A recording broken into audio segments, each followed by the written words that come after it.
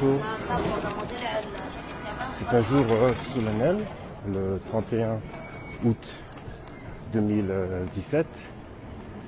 Et c'est Jami Raphaël, fondateur de Jami Entreprise, une compagnie, une société qui a pour but de promouvoir des mannequins de mode, des acteurs et aussi des artistes, chanteurs, rappeurs.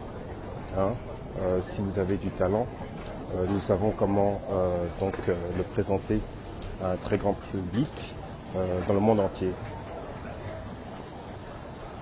Aujourd'hui, c'est le 31 août 2017. Cela fait plus d'1 an que Ali Bongo Ondimba a commandité le massacre de population et d'un groupe qui était donc présent au QG de Jamping pour protester la déclaration de sa victoire, la victoire d'Ali Bongo, alors que, bien entendu, et on l'a su pendant les jours qui ont suivi le 27 août, mais aussi après que toutes les instances internationales aient vérifié les faits.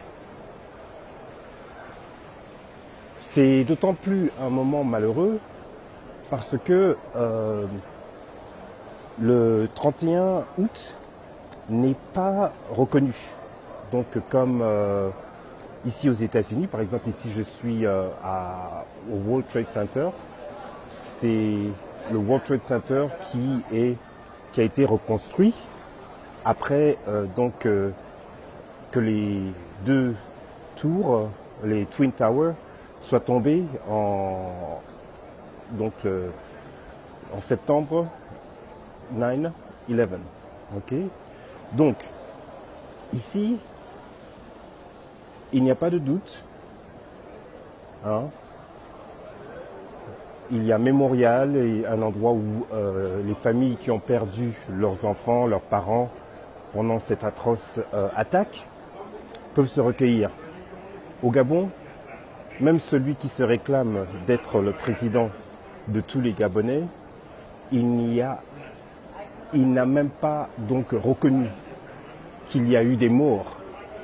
Ce serait ironique en effet, puisque c'est lui le commanditaire. Mes chers frères, même si c'est pas facile pour moi toujours de m'exprimer en français le plus clair, mais je suis certain par contre que vous comprendrez où je veux en venir. Cet imbécile d'Ali Bongo, ce terroriste d'Ali Bongo, est fini. Ce n'est pas une prédiction, c'est juste une analyse pratiquement scientifique.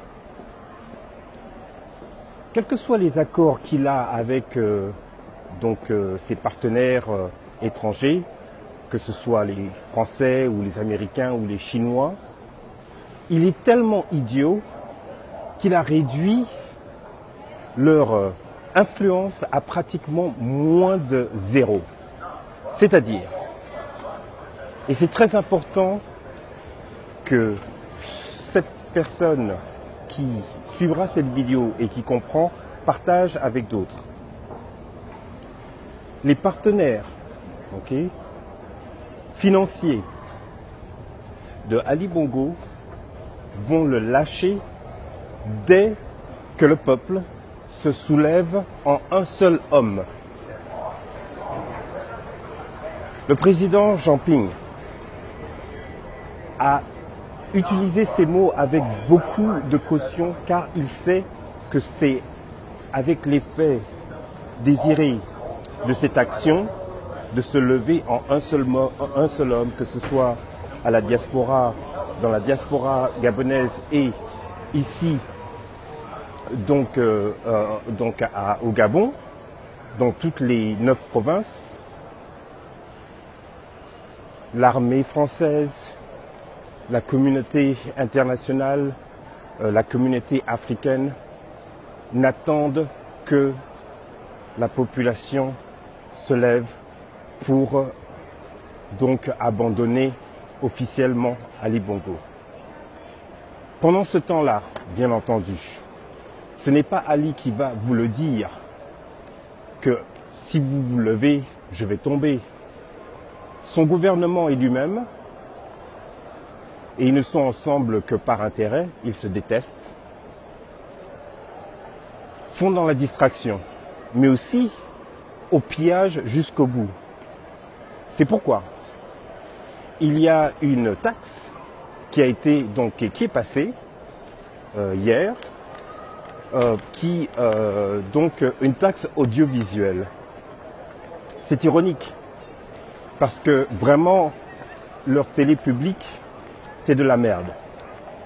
Mais pour vraiment montrer à quel point ils se foutent du monde, non seulement c'est une taxe, et vous me direz si j'ai raison ou pas, hein, c'est une taxe mensuelle qui va rapporter des milliards de francs CFA donc, à Billy Binzé et ses acolytes.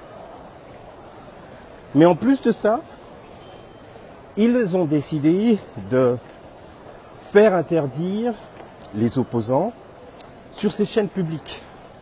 C'est-à-dire que vous n'avez pas le choix de payer une taxe audiovisuelle, mais si vous espérez donc, et si par miracle vous regardez les télévisions donc publiques telles que RTG au Gabon, si vous avez même accès, vous ne pourriez pas y voir votre président élu, Jean Ping, ou n'importe quel opposant, ou une personne fichée de la société civile.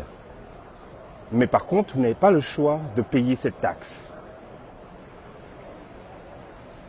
Mes frères et sœurs, mes concitoyens gabonais, je suis un entrepreneur. Je suis ici aux États-Unis et regardez ce que moi je vois.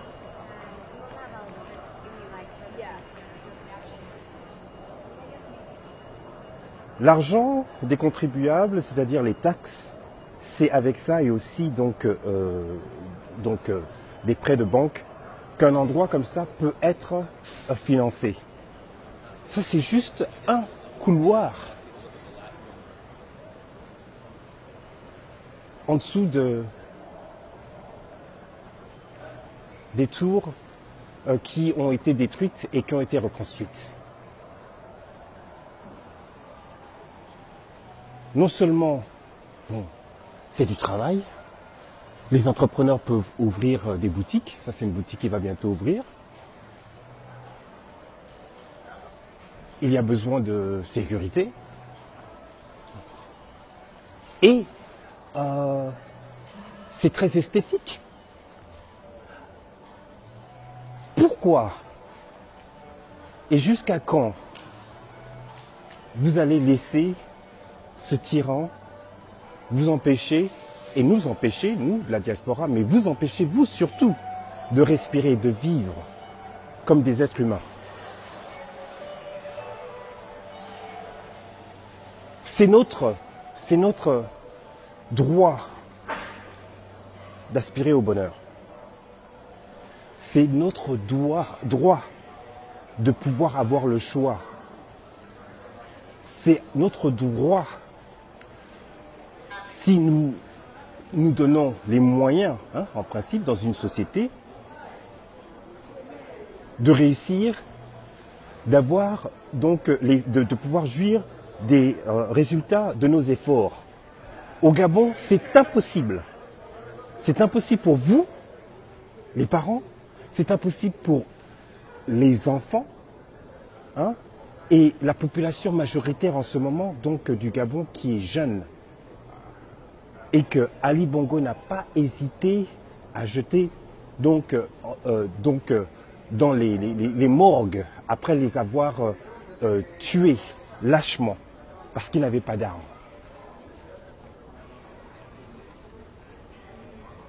On dit que Ali Bongo n'est pas le problème et que simplement la France est donc le problème. Vrai et faux. Ce n'est pas les Français qui ont demandé à Ali d'aller tirer sur les gens. Ce n'est pas les Français qui ont demandé à Ali de détourner tous les fonds qui auraient dû servir au développement du Gabon, créer des écoles, créer des hôpitaux, créer des routes, créer des parcs publics, des centres culturels, développer le tourisme,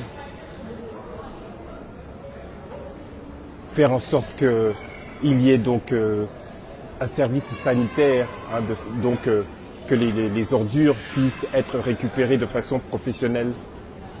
Même si ce n'est pas une société publique, un entrepreneur peut venir et s'installer au Gabon et créer cette entreprise avec le gouvernement et faire en sorte que notre Gabon soit un Gabon beau, de belles villes. C'est une honte. C'est une honte. Vraiment, c'est une honte. Mais je vous comprends. Je vous comprends. Mes concitoyens gabonais, je vous comprends. Quand on a, pendant plus de 50 ans maintenant, une famille et des conspirateurs qui vous assouvissent donc à des mensonges, qui vous traitent comme des moins que rien, si c'est tout ce que vous avez connu, si c'est tout ce que les parents ont connu, si vous n'avez pas voyagé, si vous ne savez pas autrement, mais c'est comme ça que vous pensez que la vie doit être. Alors, donc là, je suis passé complètement de façon souterraine, de plusieurs avenues.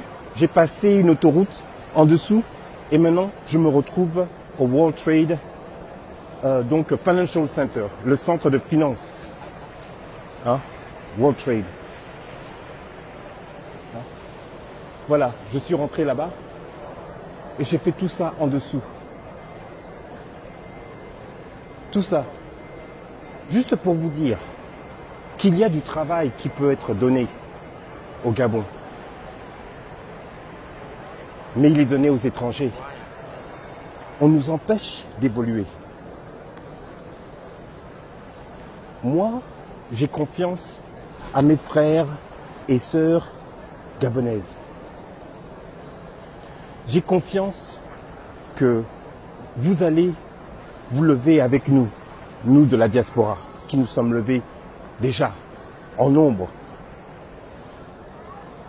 Peu importe si c'est 10 personnes, parce que 10 personnes peuvent ramener 10 autres personnes. Ok? C'est clair. Et ainsi de suite.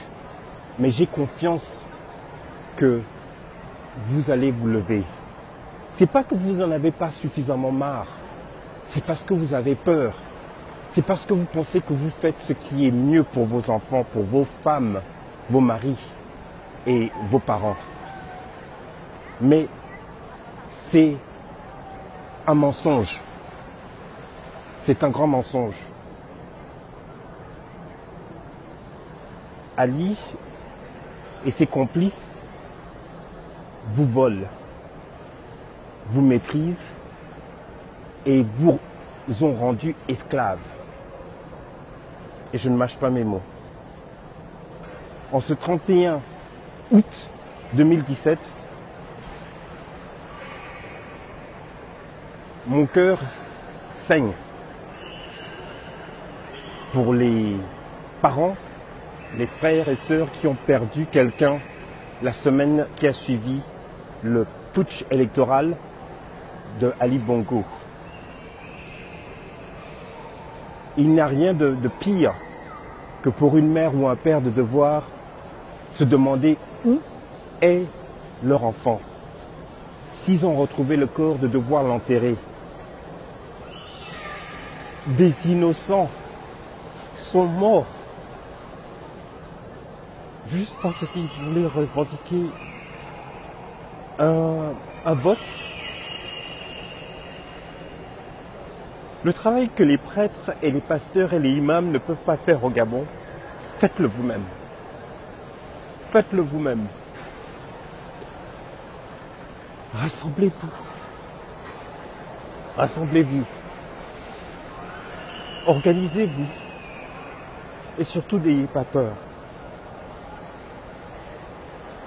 Parce que cette peur que vous avez en vous, c'est la preuve que ce que vous faites est noble. Donc, faites-le. Faites-le.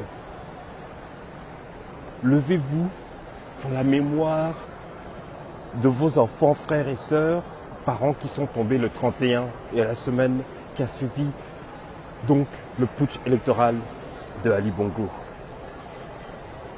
Et faites-le pour votre futur, pour vos enfants et pour vos nièces et neveux. J'ai confiance que vous le ferez. Le père de la nation, Jean Ping, qui a été volé comme le reste des Gabonais de son travail, vous l'a dit et nous l'a dit. Levons-nous comme un seul homme. Voilà. Parce qu'il sait que le moment que cela se passera, Ali Bongo sera fini. Qu'est-ce que vous attendez? C'est comme si vous savez que la femme ou l'homme ou quoi que ce soit de vos rêves est dehors. Vous avez prié pendant 50 ans. Et vous ne sortez pas et vous n'ouvrez pas la porte pour aller chercher votre cadeau. Mais j'ai confiance. Et je sais que quand cela va arriver, cela va brûler comme de la paille. Et nous reconstruirons le Gabon comme on a reconstruit ici le World Trade Center and the Financial Center. En la mémoire donc des jeunes et de tous les Gabonais ou étrangers qui sont tombés,